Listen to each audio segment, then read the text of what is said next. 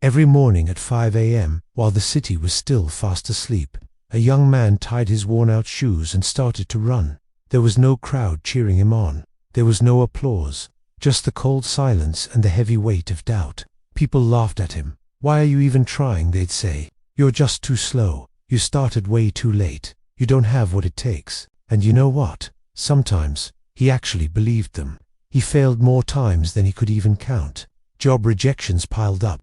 Dreams felt like they were slipping further and further away. Doors slammed shut in his face, one after another. But with every single failure, he learned something crucial. He didn't learn how to quit. He learned how to keep going. While everyone else was waiting around for motivation to strike, he was out there, training his discipline. While others just talked about their dreams, he was putting in the work, silently, in the dark. Believe me, there were nights he wanted to give up. So many nights when it felt like he was making zero progress. Nights when quitting seemed so much easier than holding on to a sliver of hope. But then, he'd remember something his father once told him. Pain is temporary. Regret lasts forever. And so, he kept going.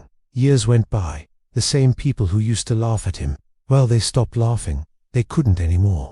Because the man who simply refused to stop had become the man they couldn't possibly ignore. Success didn't show up with a loud bang or a dramatic entrance. It arrived quietly. It was built through relentless consistency, through incredible patience, through all the effort that absolutely no one ever saw. And when they finally asked him, "How did you do it?" he just smiled and said, "I didn't win because I was the best. I won because I didn't quit when it hurt." Remember this next time you're feeling down. You don't need some magical talent to keep going.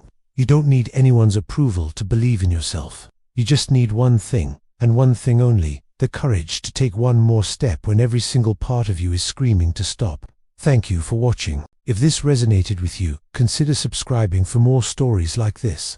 See you in the next one.